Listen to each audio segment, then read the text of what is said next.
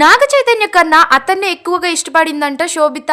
అక్కినేని ఫ్యామిలీలో ఇంతమంది హీరోలు ఉంటున్నా సరే ఆ హీరోని ఇష్టపడడం ఏంటి అంటూ షాక్ అవుతున్నారు ఫ్యాన్స్ అంతా. పెళ్లి తర్వాత పూర్తిగా శోభిత దులిపాల పబ్లిక్ అపీరియన్స్ తగ్గించడంతో ఇండస్ట్రీకి దూరం అయిపోయిందని అందరూ అనుకున్నారు. అయితే త్వరలోనే ఆమె రెండో ఇన్నింగ్స్ ప్రారంభించబోతుందని కొద్ది రోజులుగా వార్తలు అయితే వినిపిస్తూ ఉన్నాయి. ఆ మధ్య డబ్బింగ్ చేస్తూ కొన్ని ఫొటోస్ ని కూడా లీక్ చేసింది శోభిత.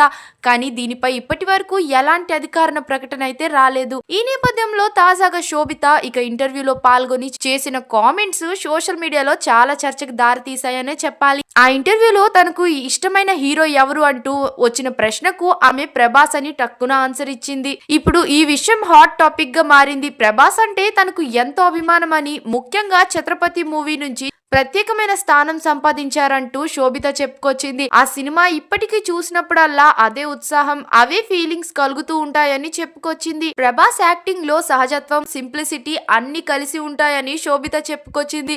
యాక్షన్ సీన్స్ లో పవర్ఫుల్ గా కనిపిస్తూ, ఎమోషనల్ సన్నివేశాల్లో అయితే లోతుగా నటించగలరు ఆయన ప్రత్యేకత అంటూ చెప్పుకొచ్చింది. బాహుబలి వంటి సినిమాల్లో కూడా ప్రభాస్ దేశ వ్యాప్తంగా గుర్తింపు తెచ్చుకోవడం తన ఫ్యాన్ గా తనని ఎంతో ఆనందపరిచిందని కూడా చెప్పుకొచ్చింది శోభిత.